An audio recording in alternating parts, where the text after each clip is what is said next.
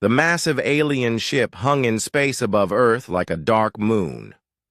Commander Jake Morrison watched it through the viewing screen of the space station, his hands gripping the metal rail until his knuckles turned white. The ship was bigger than anything humans had ever built. It was so large that it blocked out the stars behind it. "Sir, they're not responding to our signals," said Lieutenant Kelly Barnes from her communication station. She had been trying to contact the alien vessel for 3 hours. Every attempt was met with silence. Jake nodded slowly. He had expected this. For 2 weeks, smaller alien ships had been visiting Earth. They flew through human airspace without asking permission. They scanned cities, military bases, and factories. When human jets tried to intercept them, the alien ships simply vanished, appearing somewhere else moments later.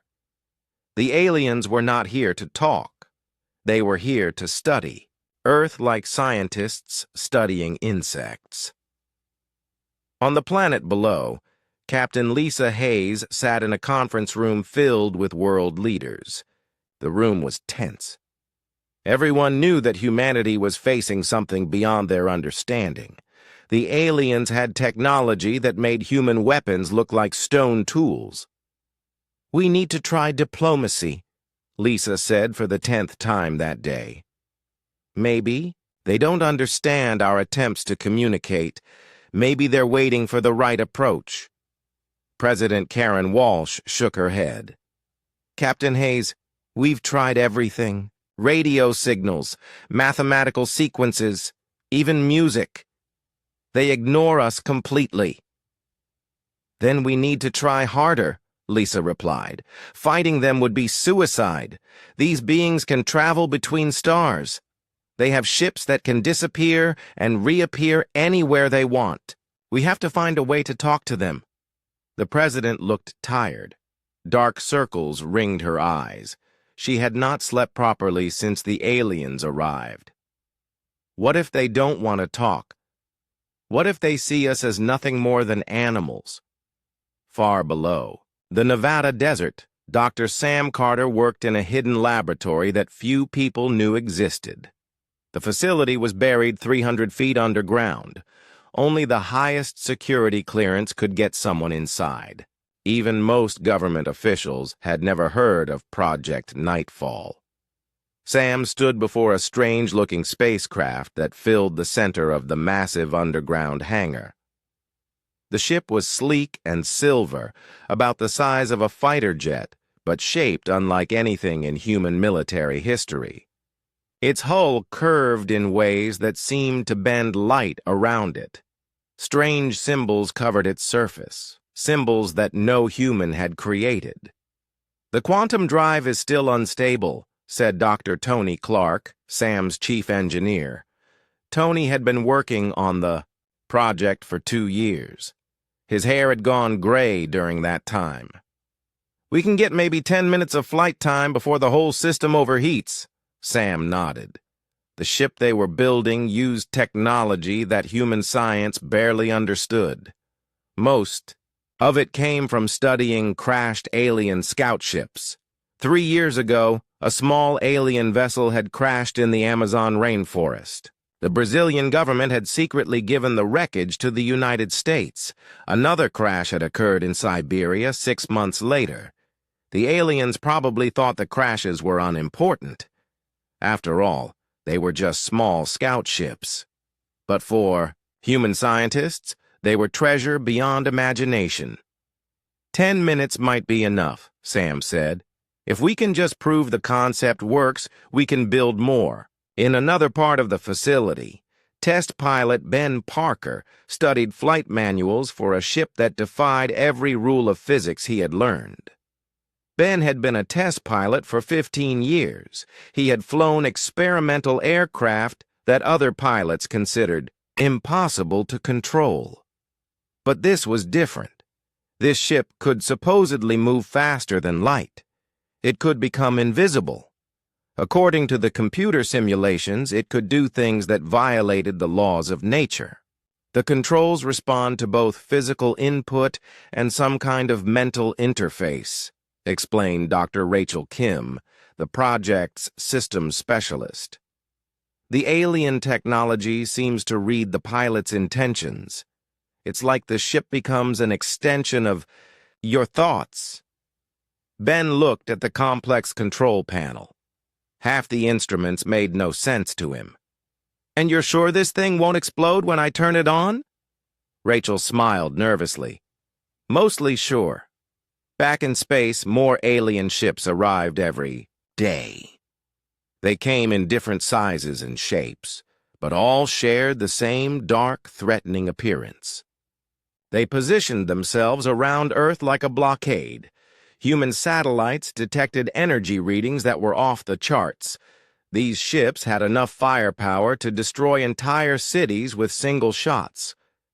General Mike Rodriguez watched the growing alien fleet from his command center deep inside Cheyenne Mountain. As head of Earth's military forces, he knew exactly how hopeless their situation was. Human weapons could barely scratch the alien ships' shields. Human ships were slower, weaker, and outnumbered by thousands to one. "Sir, we're detecting more ships arriving in the outer system," reported Colonel Amy Thompson. She commanded Earth's space fighter squadrons. Her pilots were brave, but bravery meant nothing against impossible odds. "How many this time?" Mike asked. 57 new contacts, all capital ship class." Mike closed his eyes. Capital ships were the size of skyscrapers. Each one could probably destroy Earth's entire space fleet single-handedly. And now there were hundreds of them surrounding the planet. The aliens were not just visiting Earth, they were preparing for something. Mike suspected he knew what that something was. Dr. Sam Carter received an urgent message from his government contacts. The situation was getting worse. Satellite imagery showed the aliens were building some kind of massive structure in orbit. The structure was already larger than the International Space Station and growing every hour. "They're not exploring anymore," Sam told his team during an emergency meeting. "They're getting ready to stay." Tony looked up from his computer screens. "The Phoenix 1 is still weeks away from being ready for a real test flight. We need more time." "We might not have more time," Sam replied. "If these aliens decide to attack, our conventional weapons won't stop them. This prototype might be humanity's only chance." Ben Parker listened to the conversation with growing unease. He had volunteered to test the experimental ship because he believed in the project. But now it seemed like the fate of the entire human race might depend on a single untested prototype built from alien technology that nobody really understood. Outside the hidden facility, the world continued to watch the skies with growing fear. The alien ships grew larger and more numerous each day. Their intentions remained a mystery, but their power was undeniable. Humanity stood at a crossroads. In a few weeks or days, everything might change forever. The only question was whether Earth's secret prototype would be ready in time to make a difference, and whether one experimental ship could somehow challenge an alien empire that had ruled the galaxy for thousands of years. The largest alien ship Jake Morrison had ever seen dropped out of hyperspace directly above Earth's moon. It was a monster of black metal and glowing energy, stretching for miles in every direction. Smaller ships swarmed around it, like bees around a hive. The new arrival made all the previous alien vessels look tiny by comparison. Admiral Vextor stood on the bridge of his flagship, the Decimator, and looked down at the small blue planet below. He had conquered 47 worlds for the Corvani Empire. This would be his 48th. The primitive species on this world called themselves humans. They were exactly what he expected from a recently discovered civilization. Loud, aggressive, and completely helpless, Begin standard subjugation protocols, Vextor commanded his crew. The bridge was filled with tall, gray-skinned aliens wearing dark uniforms. Their large black eyes showed no emotion as they worked at their stations. "Sir, the natives are attempting to communicate with us," reported his communications officer. Vextor made a dismissive gesture with one clawed hand. "Ignore them. They have nothing worth hearing." On Earth, every government leader watched their screens in terror as the massive alien fleet arranged itself in attack formation. The largest ship began broadcasting a signal that overrode every radio, television, and internet connection on the planet. The voice that spoke was cold and mechanical, translated by alien computers into human languages. "Primitive species of the third planet, you will surrender immediately to the Corvani Empire. Your world is now property of the Empire. You will submit all military forces. You will provide 60% of your planet's resources as annual tribute. You will allow Empire scientists to study your species and technology. Resistance will result in complete planetary sterilization." President Karen Walsh sat in the emergency bunker beneath the White House, surrounded by her top advisors. The alien ultimatum had been broadcast 3 times. Each repetition made the situation more terrifyingly clear. "What are our options?" she asked General Mike Rodriguez. Mike's face was grim. "Honestly, we can surrender, or we can die fighting. Our most advanced weapons barely scratch their scout ships. Against their main fleet, we'd last maybe 10 minutes. Captain Lisa Hayes stepped forward. "Ma'am, we have to try diplomacy. Maybe we can negotiate better terms. Maybe they don't understand that we're intelligent beings with our own civilization." The president looked at her with sad eyes. "Captain, did that message sound like it came from beings interested in negotiation?" Meanwhile, Admiral Vextor reviewed intelligence reports about human military capabilities. His analysts had studied Earth's weapons and found them laughably primitive. The humans still used chemical rockets to reach space. Their most powerful weapons were nuclear devices that could barely damage Empire shield generators. "Sir, their space fleet consists of approximately 200 vessels," his tactical officer reported. "The largest is less than half a kilometer long. Their weapons appear to be kinetic projectiles and primitive energy beams." Vextor laughed, a harsh sound that echoed through the bridge. "Kinetic projectiles? They're throwing rocks at us. This will be over before lunch." He opened a communication channel to Earth. "Human military forces, you have 1 rotation of your planet to surrender. After that, we will demonstrate why resistance is futile. Your primitive chemical rockets and metal. Projectiles cannot harm Empire vessels. Submit now and your deaths will be quick." Deep beneath the Nevada desert, Dr. Sam Carter received an urgent call from the Pentagon. Project Nightfall had just become humanity's highest priority. The experimental prototype was no longer a research project. It might be Earth's only weapon. "We need to know if this thing actually works," said General Rodriguez through the secure video link. "Can it fight alien ships?" Sam looked at the Phoenix 1 prototype sitting in the hangar. The sleek silver ship looked elegant and deadly, but it was still largely untested. "General, we've only run basic systems tests. The quantum drive has never been used in combat. We don't even know if it can reliably jump to hyperspace without destroying itself. Doctor, we're out of options. If this prototype can't fight, then we're all dead anyway." Ben Parker stood beside the prototype ship, running his hands along its smooth hull. The alien technology built into the vessel felt warm to the touch, as if it were alive. He had spent months learning to interface with the ship's mental control systems. The experience was unlike anything he had ever imagined. "The ship's computer systems are incredibly advanced," Dr. Rachel Kim explained to the gathered team. It can process tactical information faster than anything we've ever built. The pilot interfaces directly with the ship's sensors and weapons. In theory, reaction times should be almost instantaneous.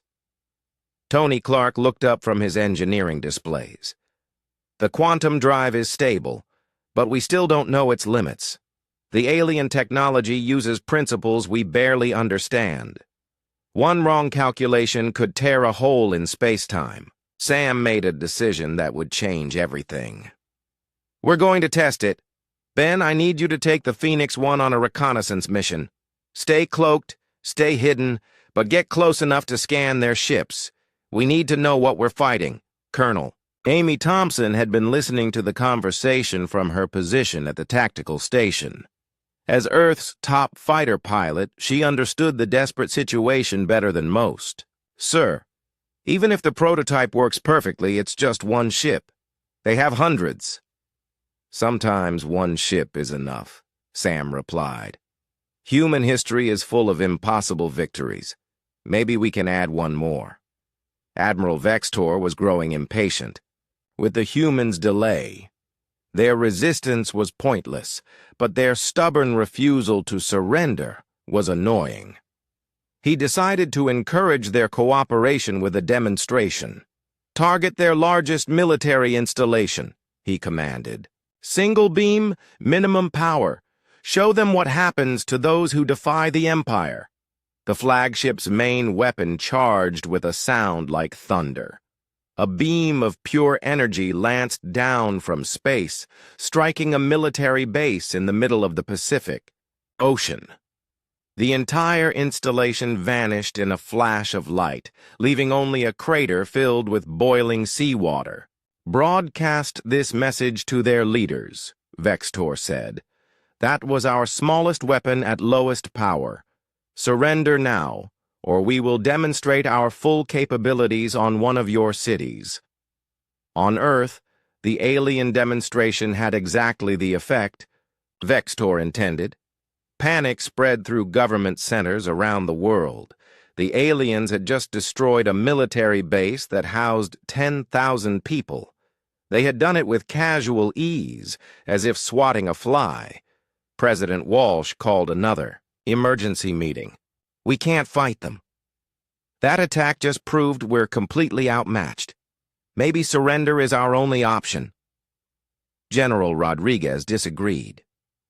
Ma'am, surrender means slavery. They'll strip our planet bare and treat us like cattle. Maybe it's better to die fighting and doom our entire species for the sake of pride, the president shot back.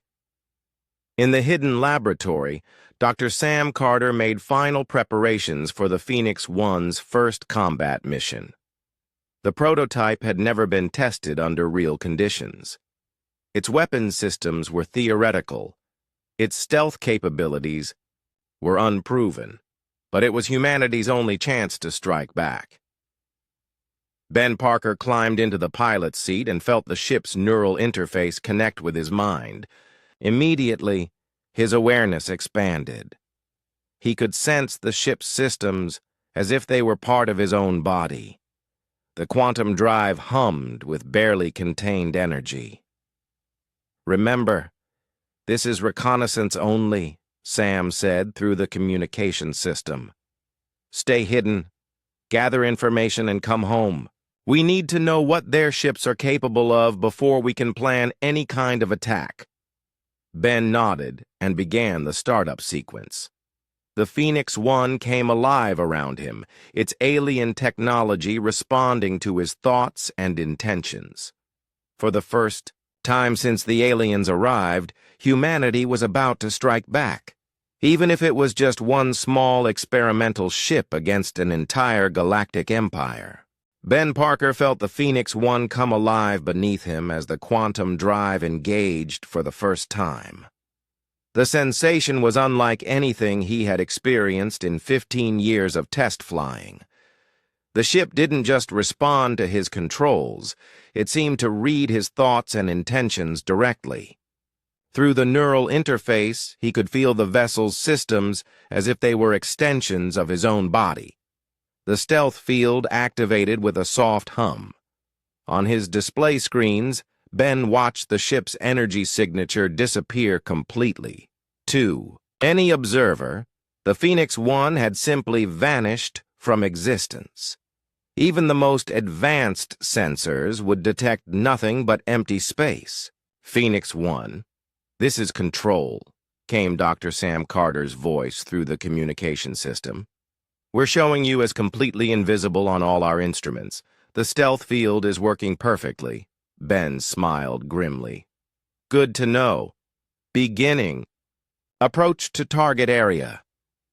The target area was the main alien fleet, positioned in high orbit above Earth. Admiral Vextor's ships had arranged themselves in a standard Corvani battle formation, with the massive flagship at the center surrounded by concentric rings of smaller vessels. It was an impressive display of force designed to intimidate any potential enemy. What the aliens didn't know was that one small invisible ship was about to get closer to their fleet than any human had ever been. Ben pushed the Phoenix 1 to half speed, careful not to stress the untested systems.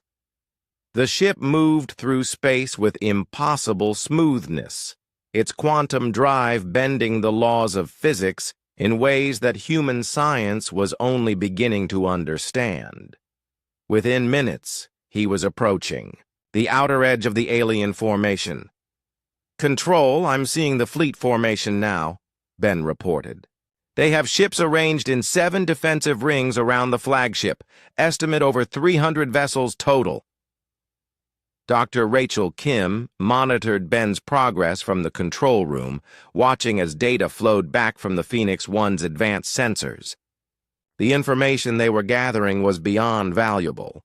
It was humanity's first real look at alien military technology. "Ben, we're getting incredible sensor readings," Rachel said. "The ship's scanning systems are far more advanced than anything we've built. Try to get closer to one of their smaller vessels. We need detailed scans of their shield generators and weapons." Ben maneuvered the Phoenix 1 toward a Corvani destroyer positioned in the 2nd defensive ring. The alien ship was roughly the same size as Earth's largest battleships, but its design was completely foreign. Strange energy patterns flowed across its dark hull, and weapon ports glowed with contained power. As he approached to within a few hundred meters, the Phoenix 1's quantum sensors began detecting something unexpected. The alien ship's power systems were operating on frequencies that created specific resonance patterns. Ben had no idea what this meant, but the ship's computer seemed very interested in the discovery. "Control, I'm picking up some kind of resonance signature from their power cores," Ben reported. "The ship's computer is analyzing the patterns. It seems to think this is important." In the control room, Dr. Sam Carter frowned at the incoming data. The Phoenix 1's alien-derived computer systems were far more advanced than human technology, but they often provided information that human scientists couldn't fully understand. Tony Clark studied the resonance readings with growing excitement. "Sam, look at these patterns. If I'm reading this correctly, their power systems have a fundamental weakness. The resonance frequencies are creating harmonic interference in their shield generators." "What does that mean?" Sam asked. "It means their shields might not be as invincible as we thought. If we could generate the right counter-frequency, we might be able to destabilize their entire power grid." Meanwhile, Ben continued his reconnaissance mission, moving from ship to ship and gathering detailed sensor data. The aliens remained completely unaware of his presence. Their sensors, designed to detect conventional spacecraft, couldn't perceive the Phoenix 1's quantum signature. Admiral Vextor stood on his flagship's bridge, reviewing reports from his fleet commanders. The human planet below showed no signs of preparing for surrender. Their primitive leaders seemed to be delaying, probably hoping for some kind of miracle that would never come. "Sir, should we proceed with another demonstration?" asked his tactical officer. Perhaps targeting one of their cities would encourage faster compliance. Vextor considered this. The Empire's standard procedure was to destroy population centers until the target species submitted. However, this particular world had resources that would be valuable intact. Dead humans couldn't mine minerals or operate factories. Not yet, he decided. Give them a few more hours to accept reality. Their surrender is inevitable. There's no need to damage valuable infrastructure unnecessarily. Ben Parker had been flying reconnaissance for 2 hours when the Phoenix One's computer made a startling discovery. The quantum sensors had detected a pattern in the alien fleet's power distribution that revealed a critical vulnerability. Every ship in the formation was connected to the others through some kind of energy network. If one ship's power core was destabilized, the effect could cascade through the entire fleet. "Control, you need to hear this," Ben said, his voice tight with excitement. "The ship's computer has figured out how their power grid works. All their vessels are linked together. If we could overload one ship's core, it might cause a chain reaction." Dr. Sam Carter felt his heart race as he heard Ben's report. "Are you saying we could potentially disable their entire fleet by attacking a single ship?" "That's what the computer is telling me. But it would require getting extremely close to a target vessel and maintaining a focused energy beam for at least 30 seconds. Any defensive fire would make that impossible." Tony Clark was already running calculations on his computer. "If Ben is right, we could modify the Phoenix One's quantum drive to generate the exact frequency needed to destabilize their power cores. But the modification would be extremely dangerous. The ship might not survive the energy discharge." Sam made a decision that would change the course of human history. "Ben, I want you to test this theory. Find an isolated target, maybe a patrol ship away from the main fleet. See if you can disable it using these resonance frequencies." Ben felt a chill run down his spine. He was about to attempt something that had never been tried before, using technology that humanity barely understood. If he was wrong, he would die. If he was right, he might have found a way to fight back against impossible odds. He located a lone Corvani patrol ship operating near Earth's moon. The vessel was conducting some kind of survey mission, far enough from the main fleet that its destruction might not be immediately noticed. "Control, I've found a target. Beginning attack approach." The Phoenix One moved silently through space toward the unsuspecting alien ship. Ben's hands were steady on the controls, but his mind raced. With the implications of what he was about to attempt, this single test might determine whether humanity had any chance of survival. As he closed to optimal range, Ben felt the ship's weapon systems charge with energy. The quantum drive began generating the specific frequencies needed to destabilize the alien power core. Everything depended on the next few seconds. "Firing," Ben announced, and pressed the trigger. A beam of invisible energy struck the Corvani patrol ship's hull. For a moment, nothing seemed to happen. Then the alien vessel began to shudder as harmonic interference spread through its power systems. Warning lights flashed across its hull as the crew tried desperately to understand what was happening to their ship. The power core reached critical instability. In a flash of brilliant light, the entire Corvani vessel simply vanished, converted to pure energy in a matter of seconds. Ben stared at the empty space where the alien ship had been, hardly believing what he had just witnessed. The Phoenix One's experimental weapon had worked beyond their wildest hopes. "Control, target destroyed," he reported, his voice barely a whisper. "The weapon works. We can fight them. For the first time since the aliens arrived, humanity had struck back, and for the first time, they had won. President Karen Walsh sat in the emergency bunker conference room, surrounded by the most powerful people on Earth. Military leaders, scientists, and government officials filled every chair around the massive table. The weight of an impossible decision pressed down on everyone present.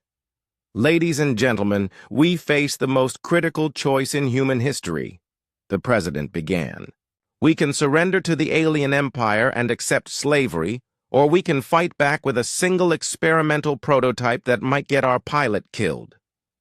General Mike Rodriguez leaned forward, his weathered face grim. Ma'am, surrender isn't really an option. These aliens want 60% of our resources every year. That means billions of people will starve. They want to study us like laboratory animals. Surrender means the slow death of our entire species. Captain Lisa Hayes shook her head. But fighting means the fast death of our entire species. We have one untested ship against hundreds of alien vessels. Those aren't odds. That's suicide. Dr. Sam Carter's voice cut through the debate. The Phoenix 1 just proved it can destroy alien ships. Ben Parker vaporized a patrol vessel in seconds. The technology works. One patrol ship, Lisa pointed out. What happens when they figure out what we're doing? What happens when they start shooting back? Sam had been thinking about this problem ever since Ben's successful test. The Phoenix 1 had destroyed a single enemy vessel, but the main alien fleet was a different challenge entirely. Hundreds of ships, all protected by overlapping defensive systems, all capable of destroying anything that came near them. We need to modify the approach, Sam said. The Phoenix 1's quantum drive can generate resonance frequencies that destabilize their power cores. But what if we could amplify that effect? What if we could link multiple ships together to create a cascade reaction? Tony Clark pulled up his computer displays, showing complex diagrams of quantum field interactions. I've been running calculations since Ben's test. If we can build 3 or 4 more prototypes and link their quantum drives together, we could generate a resonance cascade powerful enough to affect an entire fleet. The room fell silent as everyone absorbed the implications. President Walsh was the first to speak. How long would it take to build these additional prototypes? Working around the clock with unlimited resources. Maybe 2 weeks for 3 more ships, Tony replied. But that's assuming everything goes perfectly. We're dealing with technology we don't fully understand. General Rodriguez studied the tactical displays. Even if we have 4 ships, the approach would still be incredibly dangerous. They'd have to get close to the enemy fleet and maintain formation while under fire. The aliens aren't going to just sit there and let us destroy them. Dr. Rachel Kim had been quietly analyzing the psychological profiles of potential pilots. We'd need pilots willing to fly what would essentially be suicide missions. The odds of survival would be minimal at best. Ben Parker's voice came through the communication system from the Phoenix 1, still in space after his successful test. I volunteered to lead the squadron. If we're going to do this, we need experienced test pilots who understand the technology.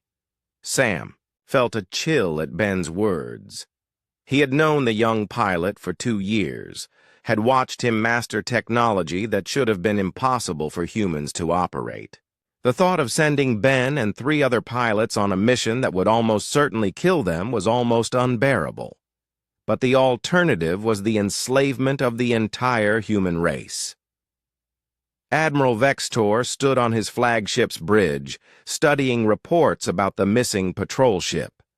The vessel had simply vanished during a routine survey mission near the 3rd planet's moon. No distress signal, no debris, no explanation. Sir, This is the third ship we've lost to unexplained circumstances in the past month, his intelligence officer reported. All disappearances occurred near the human world. Vextor frowned. The loss of 3 ships was statistically insignificant, but the pattern was unusual. His experience conquering worlds had taught him to be suspicious of unexplained events. "Increase patrols around the planet," he ordered, "and begin detailed scans for any unusual energy signatures. These humans might be more clever than we initially assessed." Back on Earth, President Walsh made the decision that would determine humanity's fate. "Dr. Carter, you have authorization to proceed with the prototype program. Unlimited resources, highest priority. How many pilots do you need?" Sam thought about the mission requirements. 4 ships, 4 pilots, 1 chance to save the human race. "I need 3 more pilots with test flight experience and the mental flexibility to interface with alien technology. They need to understand they probably won't survive the mission." Captain Nina Ross stepped forward. She commanded a squadron of experimental fighters and had volunteered for every dangerous test mission in the past 5 years. "I'm in." Lieutenant Chris Hunt raised his hand next. He was young, barely 25, but he had shown exceptional skill with advanced flight systems. "Count me in too." Commander Dan Brooks completed the group. He was older than the others, a veteran pilot with 20 years of experience flying everything from fighters to space shuttles. Someone needs to keep these young pilots in line. "Doctor." Rachel Kim looked at the 3 volunteers with a mixture of admiration and sadness. According to her psychological evaluations, all 3 understood the odds they faced. All 3 had volunteered anyway. "I'll need to run full compatibility tests with the neural interface systems," Rachel said. "Not everyone can successfully bond with the alien technology. The mental link can be overwhelming." For the next week, the hidden facility beneath Nevada became the center of the most intensive construction project in human history. Teams of engineers and technicians worked around the clock, building 3 additional prototypes using plans derived from crashed alien technology. Tony Clark pushed himself to the edge of exhaustion, personally overseeing every aspect of the construction. The quantum drive systems were incredibly complex, requiring precision beyond anything humans had previously achieved. One small error could cause a prototype to explode during its first flight test. Meanwhile, the 4 pilots underwent intensive training with the neural interface systems. Ben Parker helped the newcomers adapt to the strange experience of having their minds linked directly to a spacecraft's computer systems. "The first time is always overwhelming," Ben explained to Nina Ross as she sat in a training simulator. "The ship becomes part of you. You can feel its systems like they're your own organs. It takes practice to maintain your sense of self while connected to the interface." Nina emerged from the simulator looking pale but determined. "It's incredible. I've never experienced anything like it.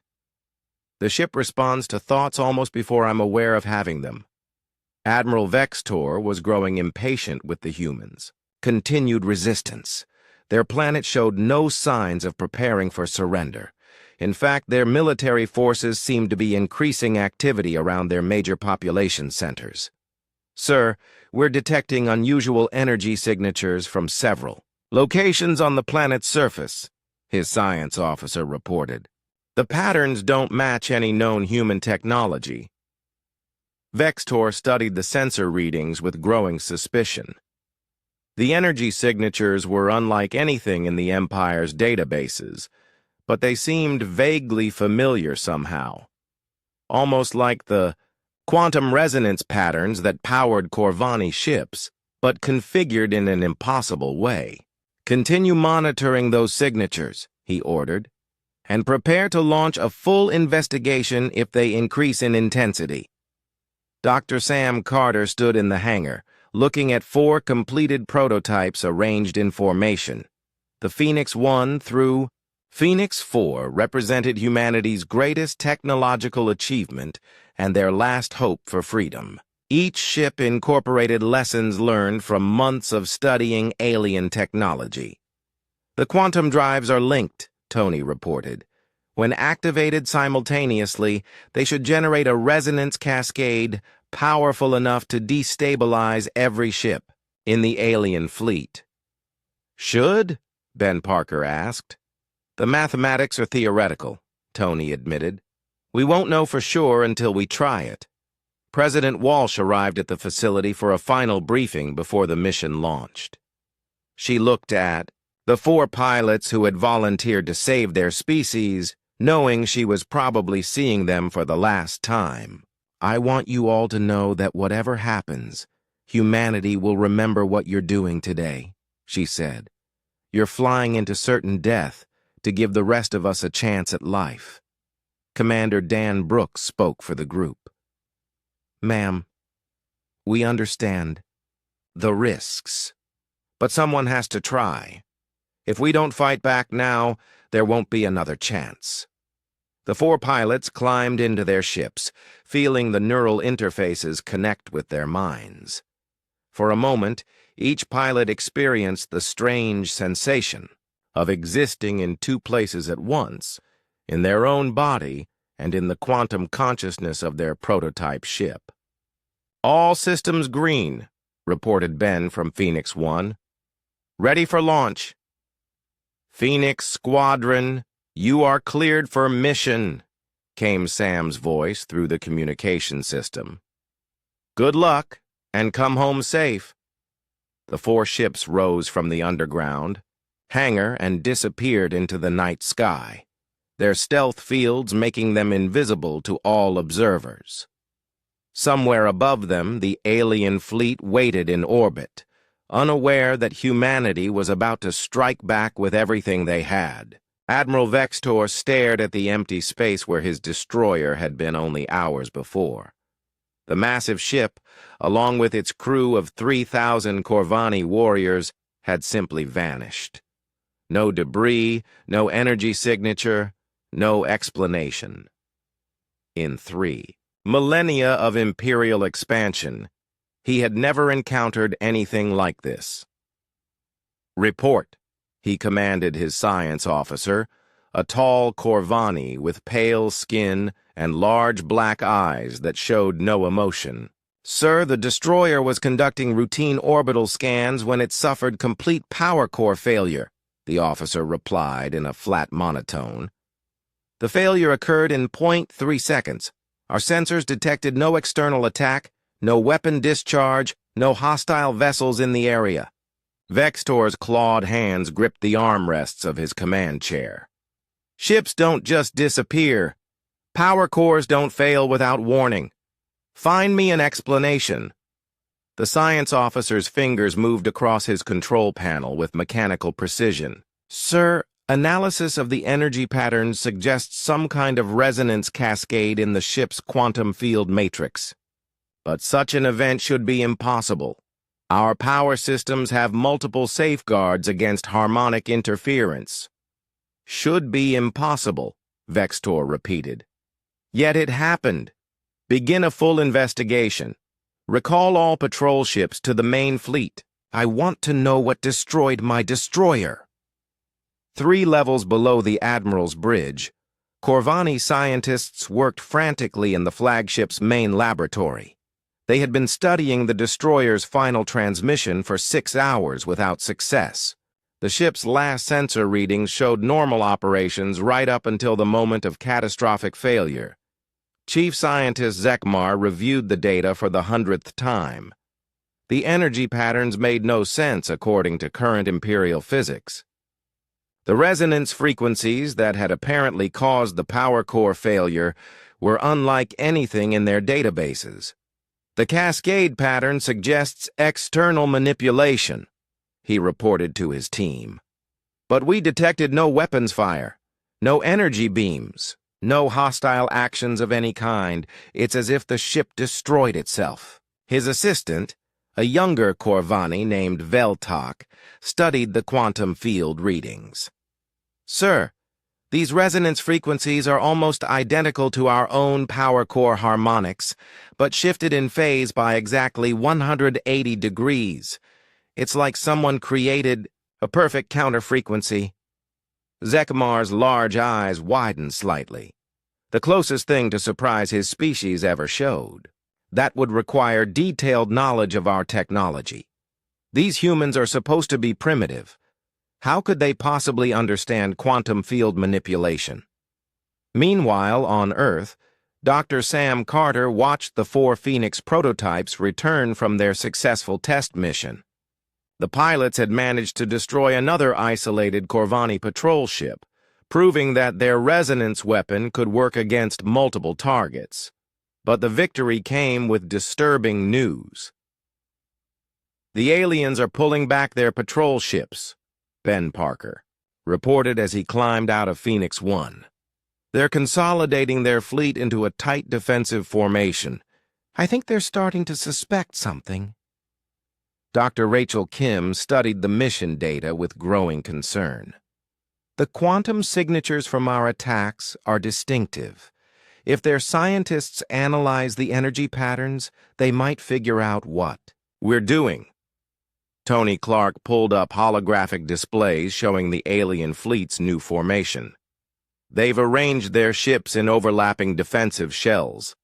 Getting close enough for a synchronized attack just became 10 times harder." Sam felt the weight of command pressing down on his shoulders. The prototype program had proven that humanity could fight back, but they were running out of time. Each successful test brought them closer to discovery by the alien empire. "How long before they figure out what happened to their ships?" Sam asked. "Days, maybe hours," Tony replied. "Their technology is far more advanced than ours. Once they know what to look for, they'll probably detect our quantum signatures." Admiral Vextor called an emergency meeting of his senior officers. The conference room aboard the flagship was filled with the Empire's most experienced military commanders. All of them had conquered worlds for the Corvani Empire. None of them had ever encountered a situation like this. "Gentlemen, we have lost 4 ships to an unknown weapon," Vextor began. "Our scientists believe the attacks were caused by some kind of resonance technology that destabilizes our power cores. The question is, who possesses such technology?" Commander Draktos, the Admiral's tactical officer, spoke first. "Sir, the humans are the most obvious suspects. All attacks occurred near their world, but their technology appears to be centuries behind ours. How could they develop quantum resonance weapons?" "Perhaps they're not as primitive as we assumed," suggested Commander Nexara, the intelligence officer. "Or perhaps they have help from another species." Vextor considered this possibility. The galaxy contained many species that resented imperial rule. Perhaps one of the subject worlds had secretly provided the humans with advanced weapons. "Begin deep scans of the human planet," he ordered. "Look for any technology that doesn't match their known capabilities, and send messages to the nearest Imperial outposts. I want to know if any of our subject species have been providing aid to these humans."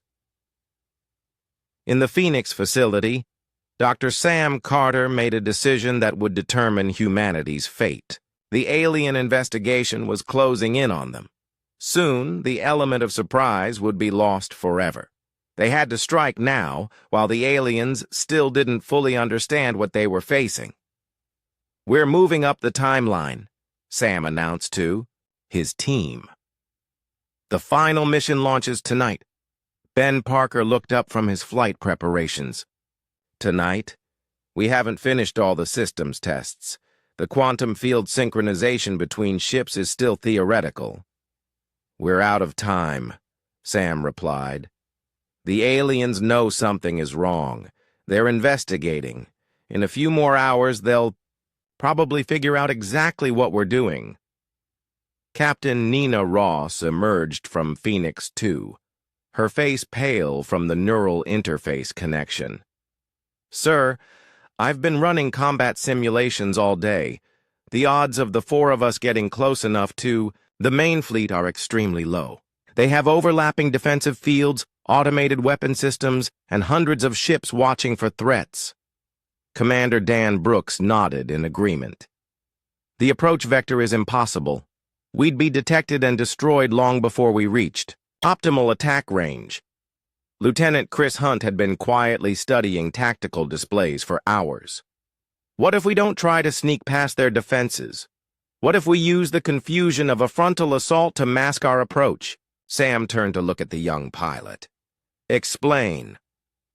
"Earth's conventional fleet launches a direct attack on the alien formation," Chris continued.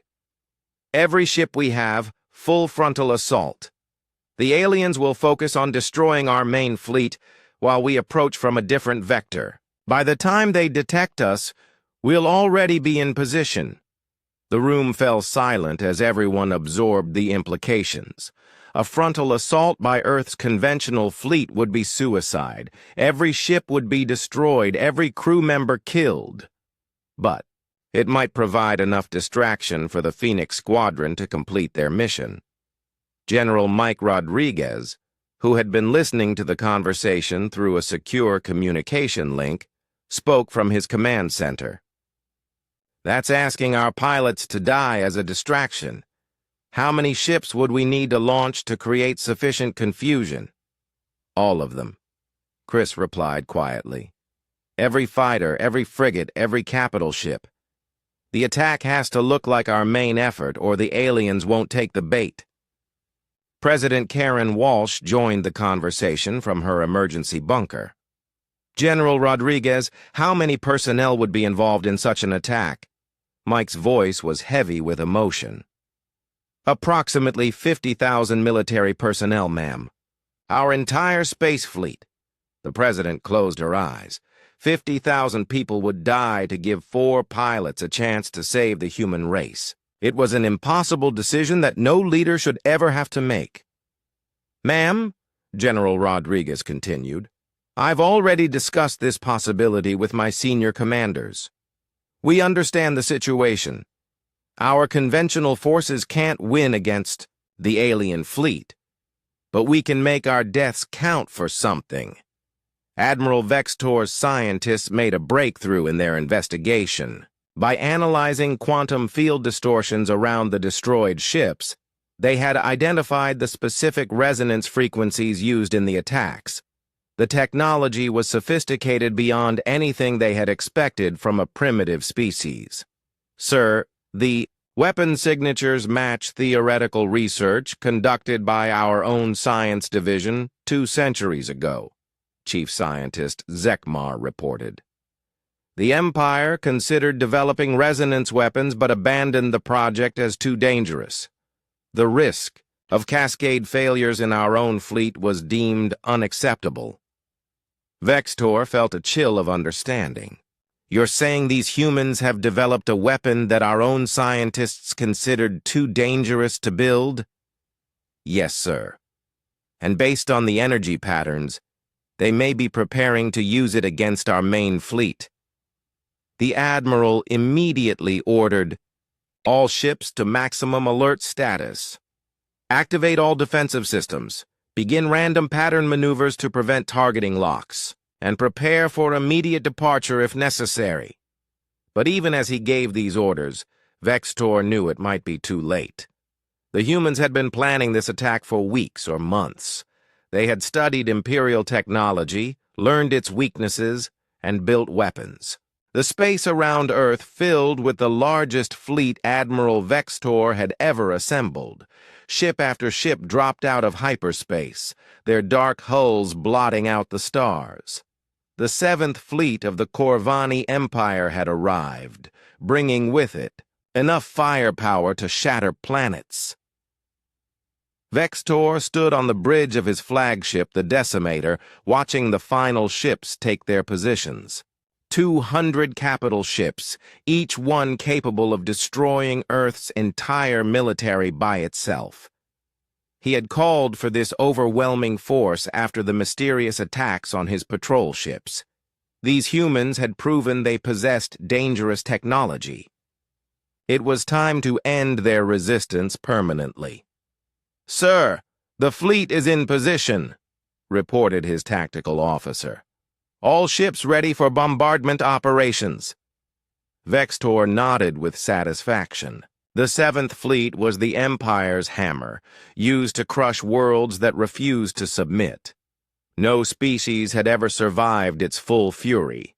These humans, clever as they might be, would learn the price of defying the Corvani Empire. On Earth, President Karen Walsh stood in the emergency command center, watching the alien fleet mass above her world. Satellite feeds showed ship after ship arriving, each one larger and more threatening than the last. The number of enemy vessels was beyond counting. "Ma'am, we're detecting massive energy buildups across the alien fleet," reported General Mike Rodriguez. "They're preparing for planetary bombardment. We estimate they have enough firepower to destroy every major city on Earth within an hour." The president felt the weight of 8 billion lives pressing down on her shoulders. Every man, woman, and child on Earth depended on the decisions made in this room. The conventional military was preparing for a suicidal frontal assault. 4 experimental prototypes were humanity's only real hope, and that hope was so slim it barely deserved the name. "How long until our fleet is ready to launch?" she asked. 30 minutes, ma'am. Every available ship, every pilot who can fly. We're launching everything we have." Captain Lisa Hayes had spent the past week trying to establish communication with the alien fleet. Every attempt had been ignored or dismissed. Now, watching the massive enemy formation, she knew that diplomacy was no longer an option. "Ma'am, I recommend we broadcast one final surrender offer," she said. "Maybe we can buy more time for Dr. Carter's mission." President Walsh shook her head. "Captain, I appreciate your dedication to peaceful solutions, but these beings aren't interested in negotiation. They want complete submission or total destruction. There's no middle ground." Admiral Vextor opened a communication channel to Earth, his voice broadcasting on every frequency the humans used. The message was translated by Imperial computers into every human language simultaneously. "Primitive humans of the third planet," his cold voice echoed across Earth's communication networks. "You have demonstrated hostile capabilities against the Corvani Empire. This aggression will not be tolerated. You have one rotation of your planet to surrender unconditionally. All military forces will be dismantled. All weapons will be destroyed. Your species will submit to Imperial rule without resistance." The Admiral paused, letting his words sink in across the human world. "If you refuse these terms, we will demonstrate the full power of the Seventh Fleet. Your cities will burn. Your military will be annihilated. Your species will be reduced to a remnant population suitable only for manual labor. This is your final warning." In the Phoenix facility deep beneath Nevada, Dr. Sam Carter listened to the alien ultimatum with a mixture of fear and determination. 24 hours. That was all the time they had left. The 4 prototype ships were ready, their quantum drives synchronized for the most ambitious attack in human history. "The timing has to be perfect," Tony Clark explained to the assembled pilots. "Earth's conventional fleet will launch their assault at exactly 800 hours. That should draw the aliens' attention and create enough confusion for you to approach undetected." Ben Parker nodded grimly. He had run the mission profile dozens of times in simulation. The approach vector was nearly impossible. The attack window was less than 30 seconds, and the chances of survival were essentially zero. "What about extraction?" asked Captain Nina Ross. "If the mission succeeds, how do we get out?" Sam and Tony exchanged glances. They had avoided discussing this part of the mission until now. "There is no extraction," Sam said quietly. "The quantum field cascade will consume everything within 100 kilometers of the fleet. The Phoenix ships won't survive the energy." "Release." Commander Dan Brooks absorbed this information without visible emotion. He had suspected as much. The mathematics of their attack made survival impossible. "So we're not coming home," Lieutenant Chris Hunt said. It wasn't a question. "No," Sam replied. "You're not." The four pilots sat in silence for a moment, each processing the finality of their situation. They were about to volunteer for certain death in hopes of saving their entire species. "Well," Dan said finally, "at least we'll go out with a bang." Admiral Vextor reviewed intelligence reports from across his fleet. The humans had been surprisingly active over the past few days. Energy signatures around their planet had increased dramatically. Their military forces were mobilizing for what appeared to be a major operation. "Sir, we're detecting movement in their orbital facilities," his intelligence officer reported. "It appears they're preparing to launch their entire space fleet." Vextor laughed, a harsh sound that echoed through the bridge. "Their entire fleet? All 200 primitive vessels? They might as well throw rocks at us." "Sir, should we prepare to intercept their attack?" "Let them come," Vextor replied. "It will save us the trouble of hunting down their ships individually. We'll destroy their entire military in one engagement, and then proceed with planetary bombardment." The Admiral was confident in his fleet's capabilities. The Seventh Fleet had destroyed species far more advanced than these humans. Their primitive chemical rockets and kinetic weapons posed no threat to Imperial shields. What Vextor didn't know was that humanity's real attack wouldn't come from their conventional fleet. Dr. Rachel Kim ran final psychological evaluations on the four Phoenix pilots. Each one showed stress levels that would normally disqualify them from flight duty. But these weren't normal circumstances. The fate of humanity rested on four people willing to fly into certain death. "Ben, your neural interface compatibility is still the highest," she reported. "You'll lead the formation and coordinate the attack. Nina, your reaction times are exceptional under stress. You'll handle defensive maneuvers during the approach. Dan, your experience with formation flying makes you ideal for maintaining squadron cohesion. Chris, your tactical analysis skills will be crucial for target selection." Each pilot understood their role in the coming mission. They had trained together for weeks, learning to coordinate their movements and synchronize their attacks. Their four ships would have to function as a single weapon. "Remember," Dr. Carter added, "you only get one chance. The quantum drives have to discharge simultaneously for the cascade effect to work. If even one ship is out of position, the entire attack fails." President Walsh arrived at the Phoenix facility for a final meeting with the pilots who were about to sacrifice themselves for humanity. She looked at the four young people who had volunteered to save their species, knowing she would never see them again. "I want you to know that whatever happens today, your names will be remembered for as long as humanity exists," she said. "You're not just fighting for Earth, you're fighting for the future of our entire species." Ben Parker spoke for the group. "Ma'am, we understand what we're doing. We know the odds. But someone has to try. If we don't fight back now, there won't be another chance." The president nodded, unable to speak past the emotion in her throat. These four people were about to give everything for the chance to save their world. General Rodriguez's voice came through the communication system. "Ma'am, conventional fleet is ready for launch. All 50,000 personnel are aboard and ready. We launch in 10 minutes." The conventional fleet's mission was simple: attack the alien formation directly, drawing their attention and defensive. Fire! It was a suicide mission designed to create a distraction. Every pilot and crew member understood they wouldn't be coming home.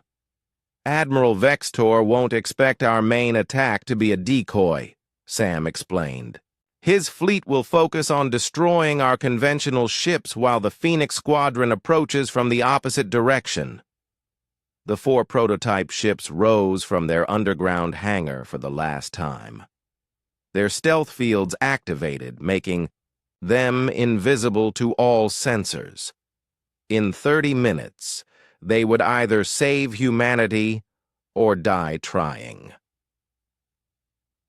Above Earth's atmosphere, Admiral Vextor watched human ships launch from orbital stations and planetary surfaces.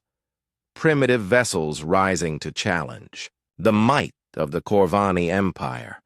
Their courage was admirable, but their technology was hopelessly inadequate. "Sir, we count approximately 200 human vessels approaching our position," his tactical officer reported. "They appear to be launching a coordinated attack." Vextor smiled coldly. "Excellent. We'll destroy them all in one engagement. Prepare all weapons. Show these primitives what happens when they challenge the Empire." The 7th Fleet powered up its weapons, preparing to annihilate Earth's entire military. But hidden among the conventional ships, 4 invisible. The first wave of Earth's conventional fleet broke from orbit like a silver river flowing towards certain death. Admiral Jake Morrison led the charge in the battleship Defiance, knowing he was flying his last mission. Behind him, 200 human. Vessels of every class pushed their engines to maximum burn, racing toward the massive alien formation. "All ships, this is Admiral Morrison," he broadcast on the fleet command frequency. "Today we fight not for victory, but for time. Every second we buy brings our real hope closer to the target. Make your shots count and make your sacrifice mean something." The human fleet spread into attack formation as they approached the outer edge of the Corvani defensive perimeter. Their ships looked tiny against the massive alien vessels, like insects challenging giants. But they flew with determination, born of desperation. Admiral Vextor watched the approaching human fleet with amusement. "Look at them," he said to his bridge crew. "They actually believe they can hurt us with their primitive weapons. It's almost admirable in its futility." "Sir, should we wait for them to enter optimal range?" asked his tactical officer. "No," Vextor replied. "Begin firing at maximum range. I want to watch them die slowly, one ship at a time. Let them understand the price of defying the Empire." The Corvani fleet opened fire with weapons that could shatter moons.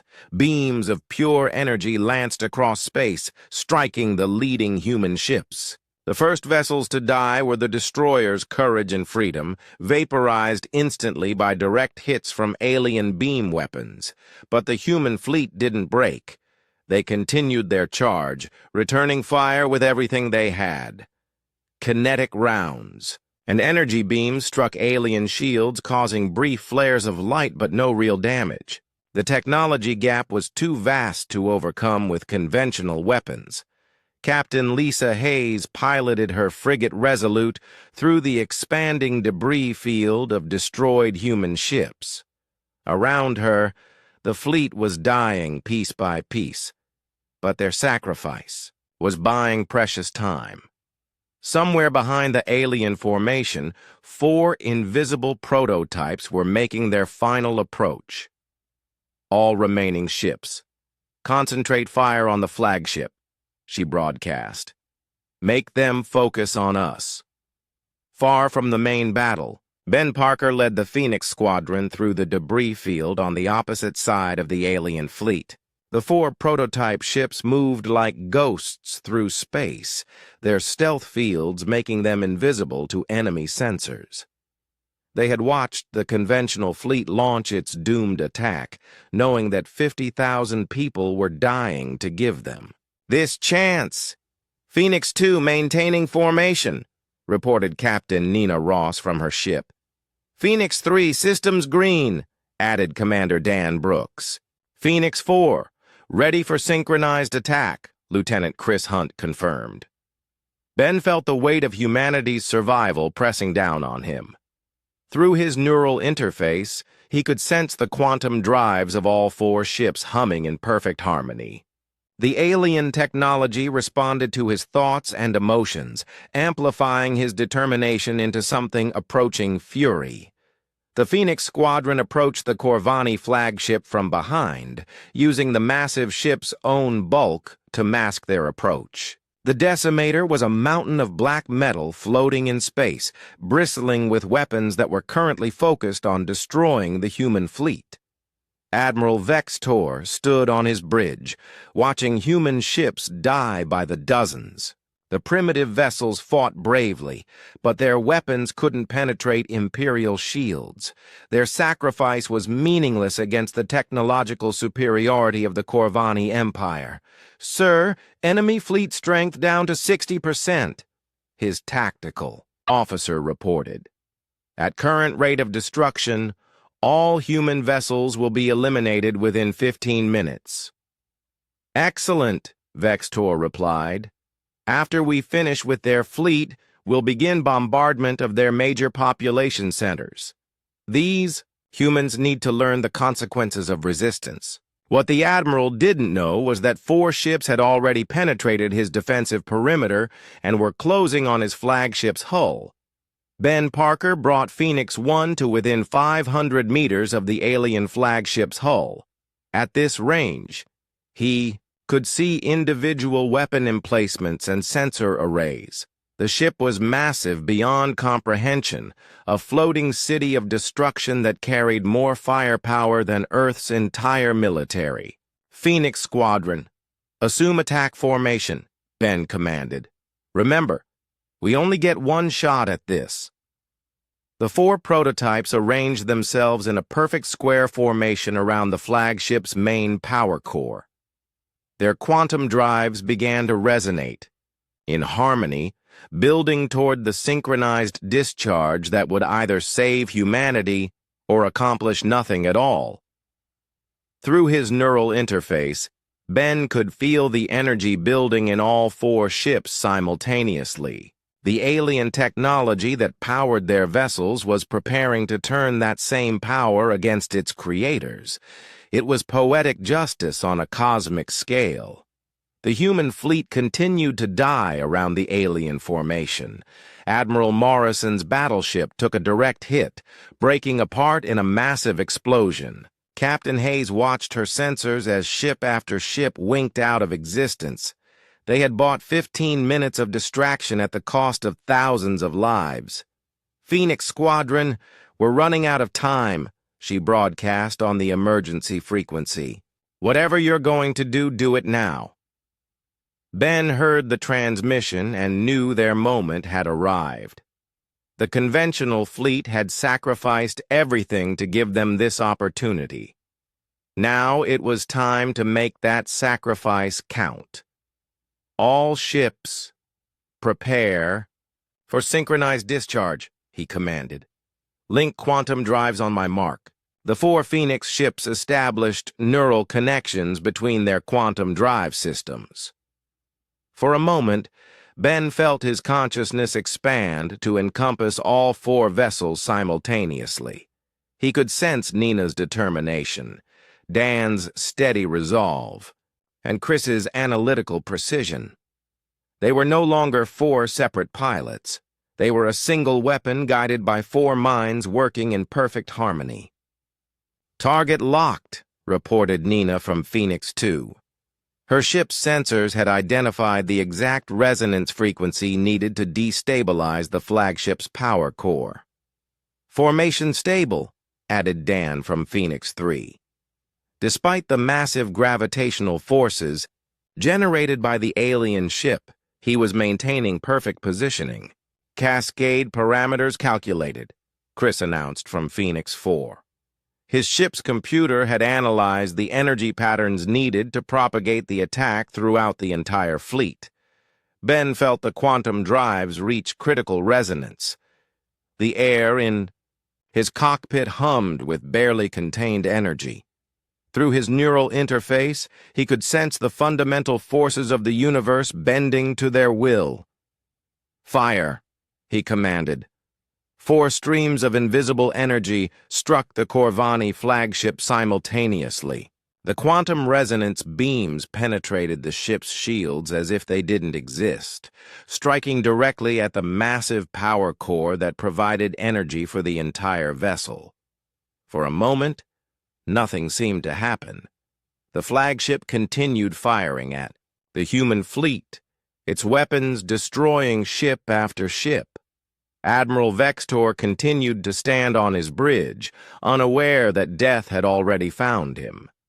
Then the resonance cascade began. Deep within the flagship's power core, harmonic interference spread through the quantum field matrix. Safety systems that had functioned perfectly for centuries suddenly failed. Energy conduits began to overload as the cascade effect propagated through the ship's power grid. "Sir, we're detecting massive power fluctuations in the core systems," the flagship's chief engineer reported with growing alarm. "Multiple cascade failures throughout the quantum matrix." Admiral Vextor turned from watching the human fleet die to face this new crisis. "What's causing the failures?" "Unknown, sir. The cascade pattern suggests external interference, but we detect no hostile action." Vextor felt a chill of understanding. The missing patrol ships, the mysterious energy signatures. The humans had developed a weapon that could destabilize Corvani power cores, and they had used it against his flagship. "Emergency power shutdown," he commanded. "Isolate all affected systems."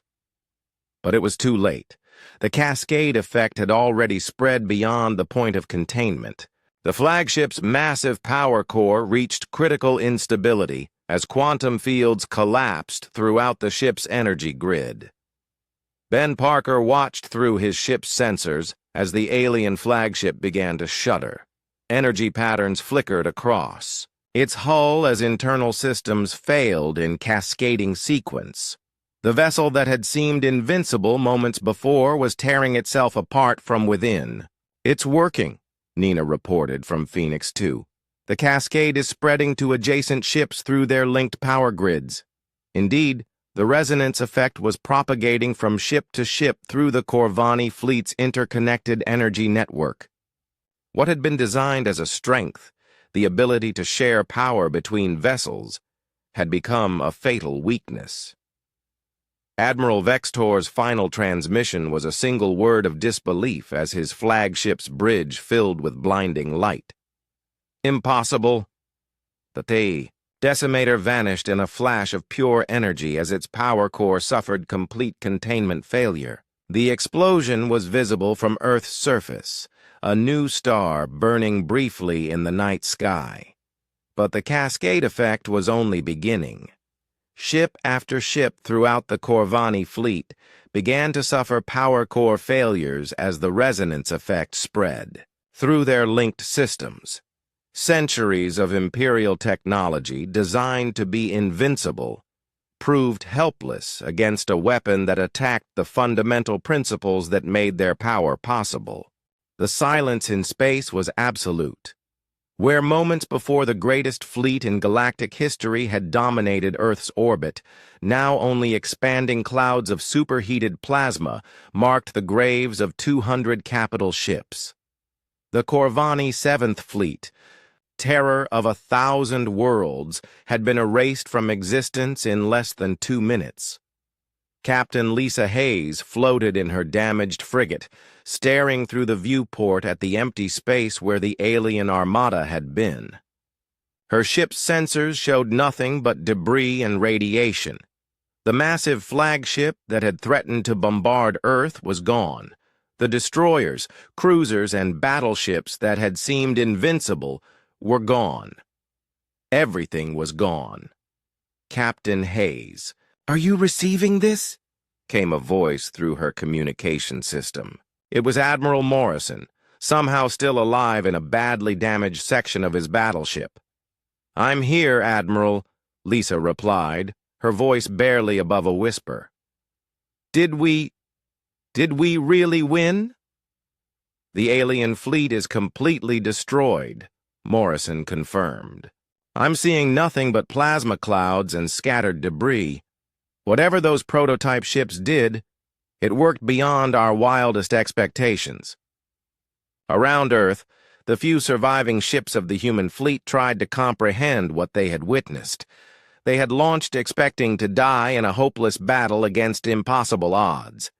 Instead, they had watched an entire enemy fleet simply vanish, in cascading explosions that defied everything they thought they knew about physics. Dr. Sam Carter stood in the Phoenix control room, watching sensor data that seemed impossible to believe. The quantum resonance cascade had propagated through the alien fleet faster than his computer models had predicted. Every ship connected to the Corvani power grid had suffered catastrophic core failure within 90 seconds of the initial attack. "The cascade effect was more efficient than we calculated," Tony Clark reported, his voice filled with amazement. The quantum field interference spread through their entire network like a virus. Once it started, it was unstoppable. Sam nodded slowly, but his expression was grim. The mission had succeeded beyond their wildest hopes, but the cost was devastating. 4 of the best pilots humanity had ever produced were dead. Ben Parker, Nina Ross, Dan Brooks, and Chris Hunt had sacrificed themselves to save their species. "Sir, we're receiving priority communications from government centers around the world," Dr. Rachel Kim announced. "Everyone wants to know what just happened." President Karen Walsh arrived at the facility within hours, accompanied by military leaders and government officials from around the globe. The underground hangar that had housed humanity's greatest secret was now the center of worldwide attention. "Dr. Carter," the president began, "I need to understand exactly what occurred. How did 4 experimental ships destroy an entire alien fleet?" Sam pulled up holographic displays showing the battle's final moments. The Phoenix prototypes used quantum resonance weapons to destabilize the alien power cores. But the key was the cascade effect. The Corvani fleet's ships were all connected through shared power grids. When we caused one core to fail, the failure propagated through their entire network. "You're saying their greatest strength became their greatest weakness?" asked General Rodriguez. "Exactly. Their technology was so advanced that it became vulnerable to specific types of interference. Our weapons exploited that vulnerability. The news of humanity's impossible victory spread throughout the galaxy within days. The Corvani Empire had dominated space for 3,000 years through technological superiority and overwhelming force. No species had ever successfully resisted their rule. But a primitive world called Earth had not only resisted, they had completely annihilated the Empire's most powerful fleet. On the imperial capital world of Corvani Prime, Emperor Zarthek received the news with disbelief. His greatest admiral was dead. His most powerful fleet was destroyed, and the species responsible was supposed to be primitive. "How is this possible?" he demanded of his assembled generals. "The humans possess chemical rocket technology. They fight with kinetic weapons and primitive energy beams. How could they destroy the 7th Fleet?" General Voxmar, the Empire's chief military strategist, studied the fragmentary reports from the battle. Your Majesty, the energy signature suggests some kind of quantum resonance weapon. The technology appears to be specifically designed to exploit weaknesses in our power core systems. That's impossible, the Emperor replied. Our scientists spent centuries perfecting those power cores.